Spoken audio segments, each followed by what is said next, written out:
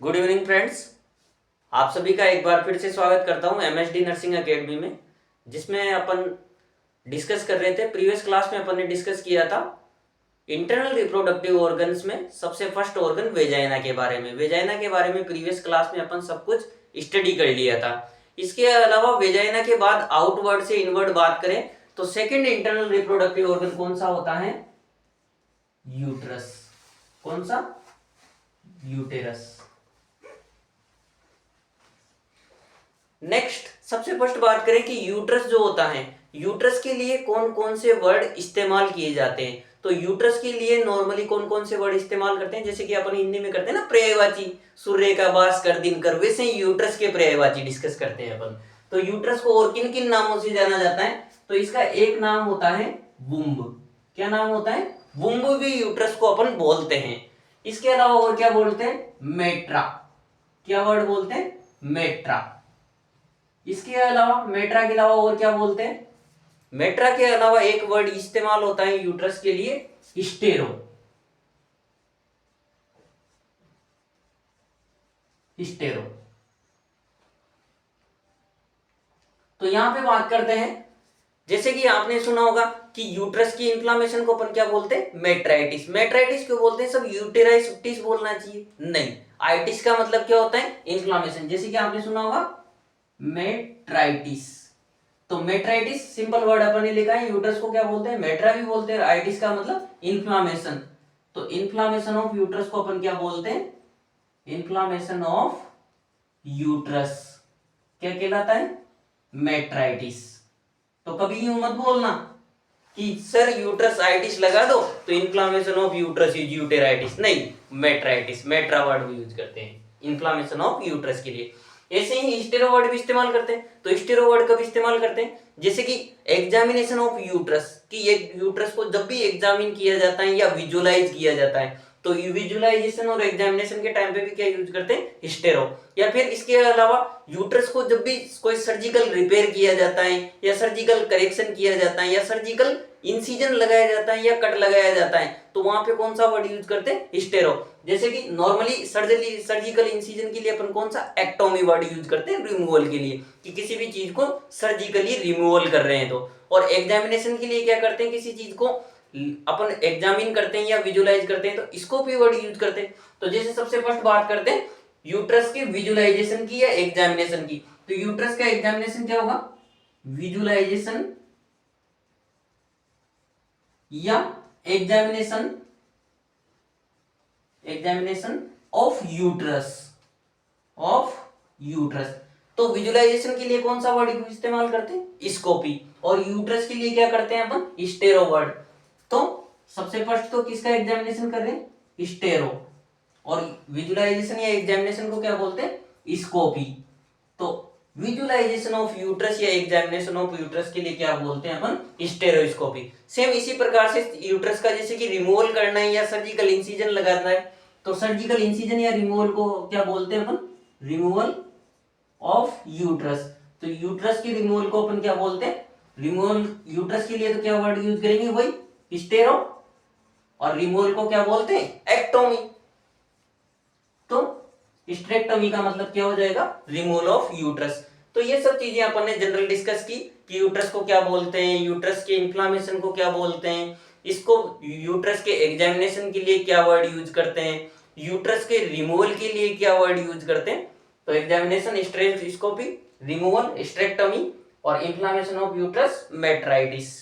इसके अलावा नेक्स्ट बात करते हैं यूट्रस की स्ट्रक्चर के बारे में। तो यूट्रस की जो शेप होती है, यूट्रस की शेप कैसी होती है? तो यूट्रस की शेप के बारे में बात करें तो यूट्रस की जो स्ट्रक्चर होती है, यूट्रस कैसा दिखाई देता है? नाशपति के आकार का। कैसा दिखाई देता है? नाशपति के आकार का। और नाशपति को अंग्रेजी में क्या बोलते हैं? पायरिफॉर्म। तो शेप की बात करें तो शेप कैसी होगी यूट्रस की? Shape of uterus is pyriform shape. Pyriform shape. Pyriform किसे बोलते हैं? नाशपति के आकार का। नाशपति। तो पायरिफॉर्म शेप होता है यूट्रस नाशपति के आकार का। इसके अलावा नेक्स्ट बात करें यूट्रस की मेजरमेंट क्या होता है। तो यूट्रस का मेजरमेंट की बात करें, मेजरमेंट का मतलब क्या होता है? अपन भी नाप देने जाते हैं, मेजरमेंट का मतलब नाप, तो अपन भी नाप देते हैं, तो किसे देते हैं मेजरमेंट, लंबाई चौड़ाई सब देखता है टेलर। तो वैसे ही यूट्रस की लंबाई चौड़ाई की बात करें तो लंबाई, इसके अलावा चौड़ाई और मोटाई। तो लंबाई कितनी होती है यूट्रस की, 7.5 से 8 सेंटीमीटर, 7.5 से 8 सेंटीमीटर। इसके अलावा नेक्स्ट विड्थ की बात करें कि चौड़ा कितना होता है यूट्रस, तो यूट्रस की चौड़ाई कितनी होती है 5 सेंटीमीटर, 5 सेंटीमीटर। तो यूट्रस की चौड़ाई कितनी होती है 5 सेंटीमीटर। इसके अलावा नेक्स्ट बात करें थिकनेस, तो थिकनेस कितनी होगी दोस्तों, कितनी होगी ओनली 2.5 सेंटीमीटर। कितनी होती है 2.5 सेंटीमीटर। तो 2.5 घटाते चलो, लंबाई कितनी होती है 7.5, 7.5 में से 2.5 गए तो 5, और 5 में से 2.5 गए तो 2.5। तो इस तरह से लंबाई चौड़ाई और थिकनेस कितनी होती है 7.5 से 8 सेंटीमीटर। इसके अलावा विड्थ चौड़ाई की बात करें तो 5 सेंटीमीटर, और थिकनेस की बात करें तो 2.5 सेंटीमीटर। इसके अलावा नेक्स्ट बात करते हैं कि जो यूट्रस की जो ये 7.5 से 8 लंबाई होती है, लेंथ जो होती है एल, लेंथ की बात करें तो लेंथ कितनी है 7.5 से 8 सेंटीमीटर। इस 7.5 से 8 सेंटीमीटर का जो यूट्रस है, यूट्रस का शेप कैसा होता है, ऐसा ही होता है कुछ,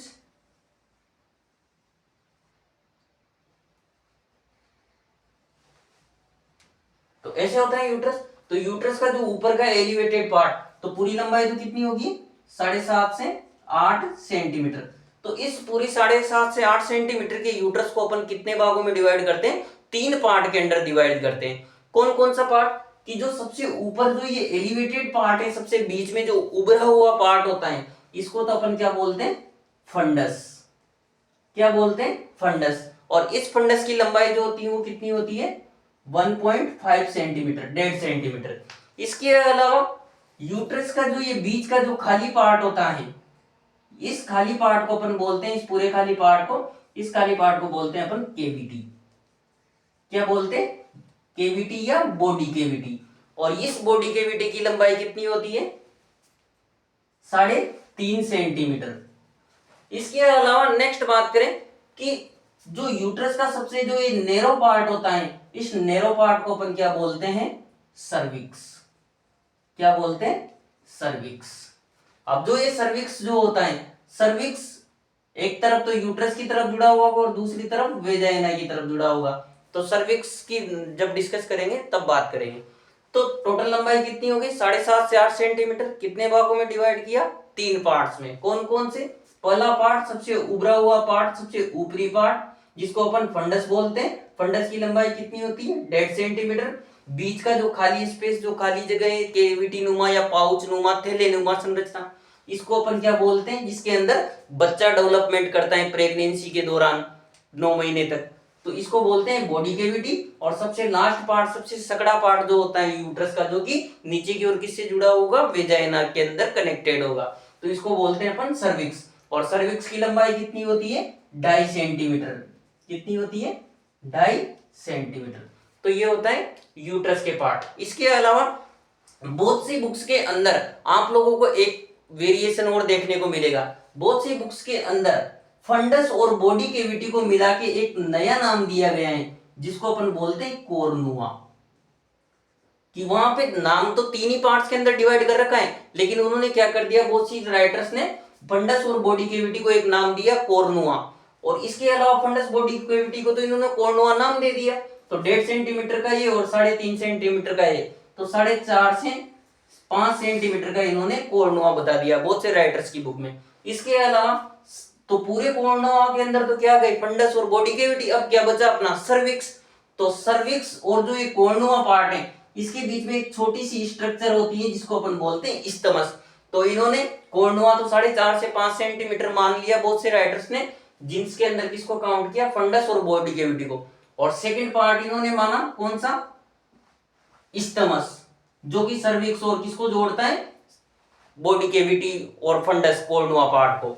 तो सेकंड पार्ट कौन सा हो गया, इस्तमस, जिसकी लंबाई कितनी होती है 0.5 सेंटीमीटर। और इसके अलावा थर्ड पार्ट जो है वो वैसा का वैसा ही सर्विक्स मान लिया। तो बहुत से राइटर्स ने फंडस बॉडी केविटी को तो एक पार्ट वहां क्या नाम दे दिया, कोरनुआ, सेकंड इस्तमस और तीसरा सर्विक्स। और इस चीज के अलावा ये भी सही है, अपन डायरेक्ट भी बोल सकते हैं fundus, second part body cavity और थर्ड पार्ट सर्विक्स। इस्तमस को नाम लें तो कोई जरूरत नहीं है, क्योंकि इस्तमस बॉडी कैविटी और उसको जोड़ने का काम करता है, कोई पर्टिकुलर फंक्शन नहीं होता है। नेक्स्ट बात करते हैं, यूट्रस जो होता है, यूट्रस के अंदर लेयर कितनी होती है? तो यूट्रस के अंदर कितनी लेयर होती है? 3 लेयर होती है। कौन कौन सी? सबसे फर्स्ट बात करें लेयर्स ऑफ यूट्रस की, तो लेयर्स कितनी होती है? लेयर ऑफ यूट्रस, तो लेयर्स कितनी होती है साहब? 3 लेयर्स होती हैं यूट्रस की। कौन कौन सी?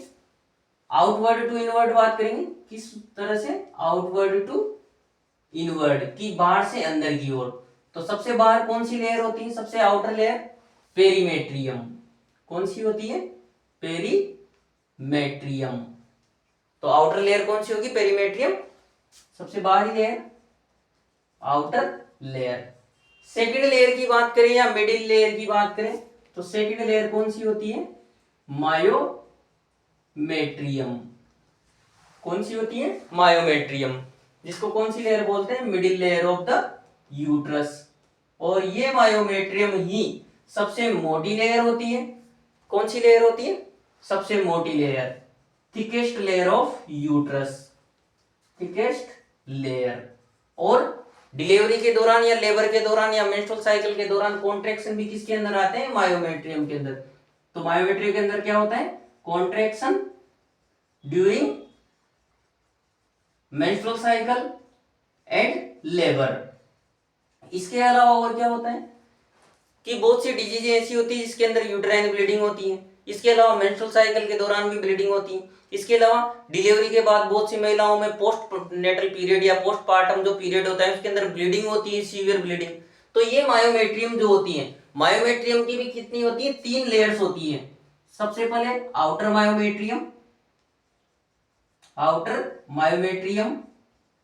इसके अलावा मिडिल मायोमेट्रियम, मिडिल मायोमेट्रियम। इसके अलावा इनर मायोमेट्रियम। तो यहां पे अपन बात करें कि जो मिडिल मायोमेट्रियम होती है, तो ये मिडिल मायोमेट्रियम जो है, मिडिल लेयर है मायोमेट्रियम की, तो ये मसल्स लेयर है, थिकेस्ट लेयर है। तो जो मायोमेट्रियम की मिडिल लेयर होती है, इसके अंदर मसल जो फाइबर होते हैं, मसल्स फाइबर क्या होते हैं कि जिन फाइबर से, जिन रेशों से ये मसल्स बनी है मायोमेट्रियम की, तो इस मसल्स के जो फाइबर होते हैं वो अंग्रेजी के 8 के जैसे मसल फाइबर होते हैं। 8 कैसा होता है? ऐसा ही होता है, ऐसा होता है 8। तो 8 में क्या होता है? गोले हैं, बीच बीच में एक दूसरे को क्रॉस किए हुए हैं, तो जैसे ऐसे अंग्रेजी के 8 के जैसे दिखाई देते हैं मसल फाइबर।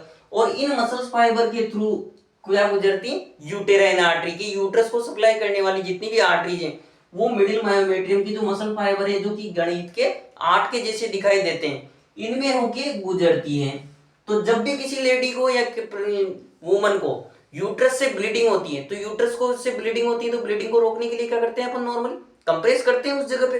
तो अपनी वुमन बॉडी जो, या वुमन की बॉडी जिसके अंदर यूट्रस में ब्लीडिंग हो रही, तो वो भी क्या करती है? जब भी ब्लीडिंग होती है तो मायोमेट्रियम को कॉन्ट्रैक्ट करती है। और मायोमेट्रियम कॉन्ट्रैक्ट होती है तो क्या होती है? ये मसल्स भी कॉन्ट्रैक्ट होती है, और मसल्स से होके क्या निकल रही?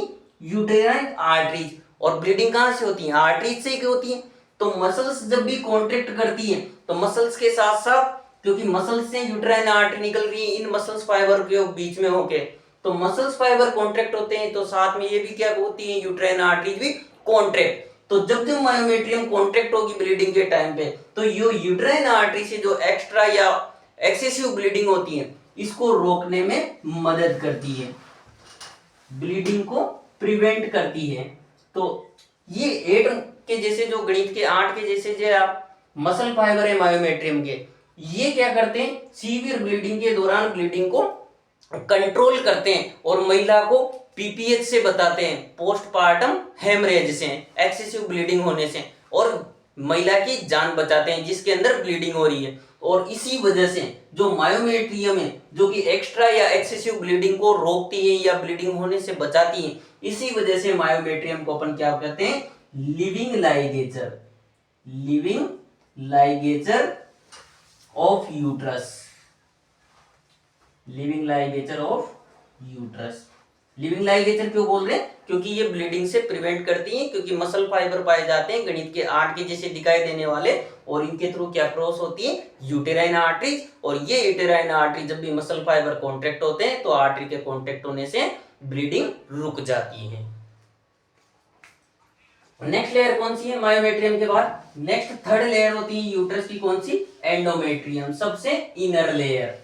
और एंडोमेट्रियम क्या होती है? मेंस्ट्रुअल साइकिल के दौरान, मेंस्ट्रुअल साइकिल कितने टाइम की होती? 28 दिन की। तो हर मेंस्ट्रुअल साइकिल के दौरान एंडोमेट्रियल सेल बनती है और एस्ट्रोजन प्रोजेस्टेरोन की कमी आने की वजह से वापस शेड आउट होकर मेंस्ट्रुअल साइकिल के ब्लीडिंग फेज के दौरान बाहर आ जाती हैं। तो एंडोमेट्रियम की बात करें तो थर्ड लेयर कौन सी है यूट्रस की? एंडोमेट्रियम। एंडोमेट्रियम क्या है? सबसे इनर लेयर, सबसे इनर लेयर। एंडोमेट्रियम क्या होती है? रिपेयर होती है एंड शेड आउट होती है, and shed out during each menstrual cycle. प्रत्येक मेंस्ट्रुअल साइकिल के दौरान क्या होती है? रिपेयर होती है, वापस बनती है, और एस्ट्रोजन प्रोजेस्टेरोन की कमी की वजह से वापस शेड आउट हो जाती है। एस्ट्रोजन प्रोजेस्टेरोन की कमी की वजह से हाइपोक्सिया होता है सेल्स के अंदर, और ऑक्सीजन की कमी की वजह से डेड होकर ब्लीडिंग फेज के दौरान बाहर आ जाती है। इसके अलावा ये तो कब होता है? जब मेंस्ट्रुअल साइकिल आती है। और मेंस्ट्रुअल साइकिल कब आती है? जब फर्टिलाइजेशन नहीं होता है।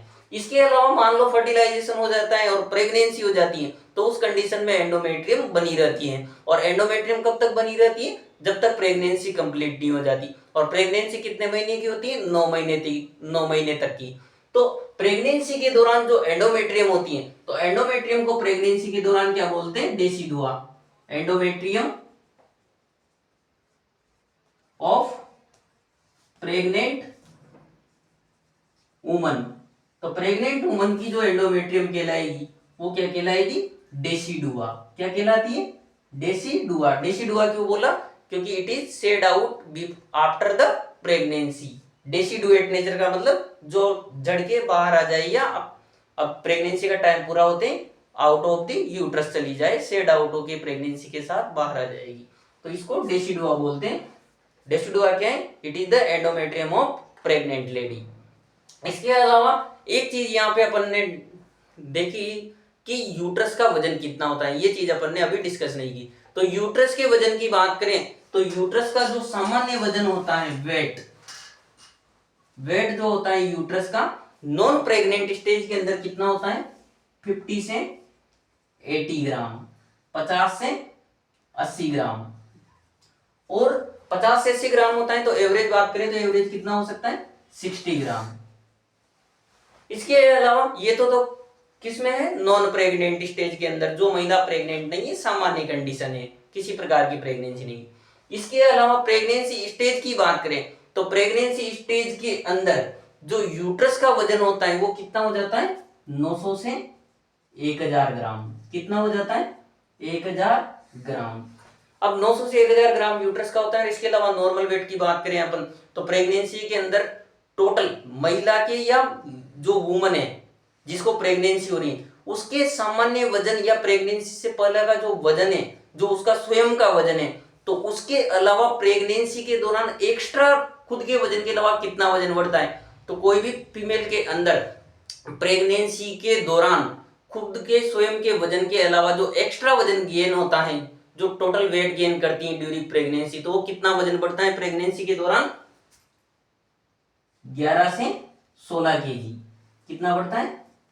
11 से 16 केजी।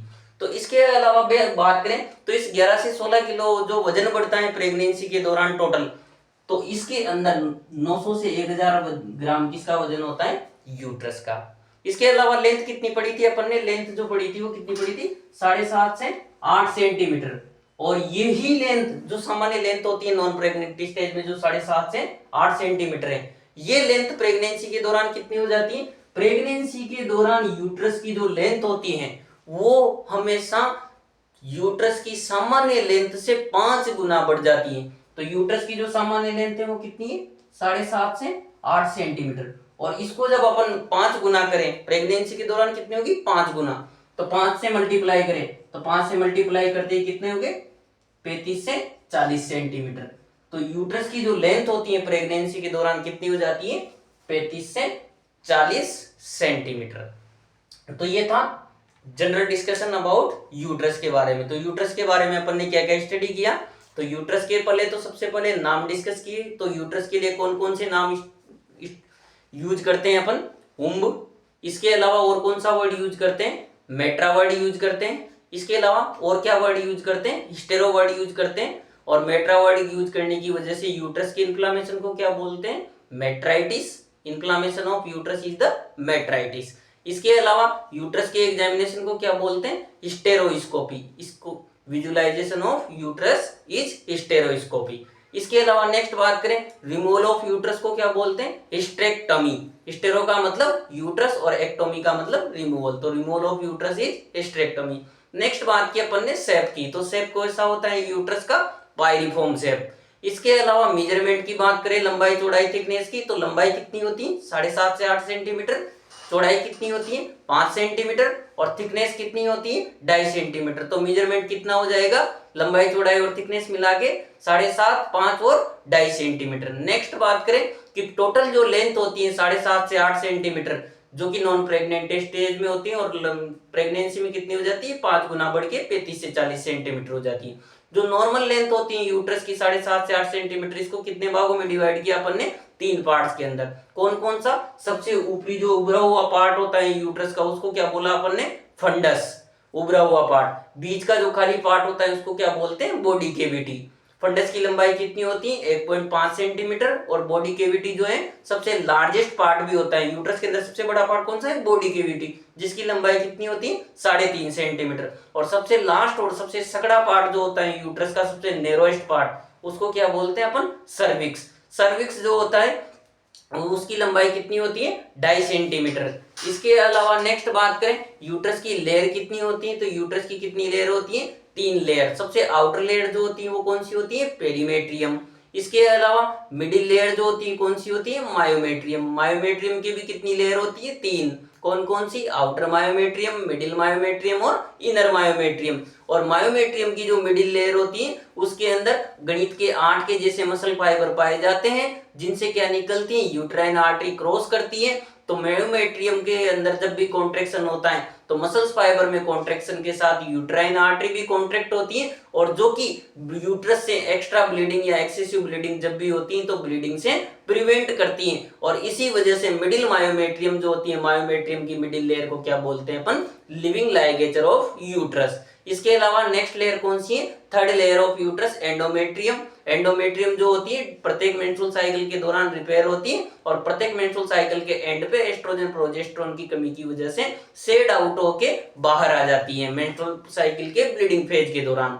और इसके अलावा यदि फर्टिलाइजेशन हो जाता है तो उस कंडीशन में एंडोमेट्रियम पूरी 9 महीने की प्रेगनेंसी तक बनी रहती है। और प्रेगनेंसी के दौरान जो एंडोमेट्रियम होती है उसे क्या बोला जाता है, डेसिडुआ। इसके अलावा वेट जो होता है यूट्रस का कितना होता है, normal weight non pregnant stage के अंदर यूट्रस का वेट होता है 50 से 80 ग्राम, और जो कि प्रेगनेंसी के दौरान कितना हो जाता है 900 से 1000 ग्राम। और इसके अलावा प्रेगनेंसी के अंदर टोटल वेट गेन जो होता है किसी भी महिला के अंदर, तो खुद के स्वयं के वजन के अलावा प्रेगनेंसी के दौरान 11 से 16 किलो वजन एक्स्ट्रा ग्रोथ होता है। इसके अलावा उसमें से 900 से 1000 ग्राम वजन किसका होता है, 11 से 16 किलो में यूट्रस का।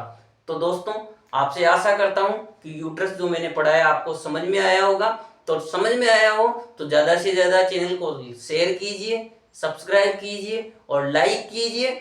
और यदि कोई आपको अच्छा लगा हो तो कमेंट बॉक्स में लिख के अपना जवाब जरूर दीजिए। Thank you very much. Next topic अगली क्लास में।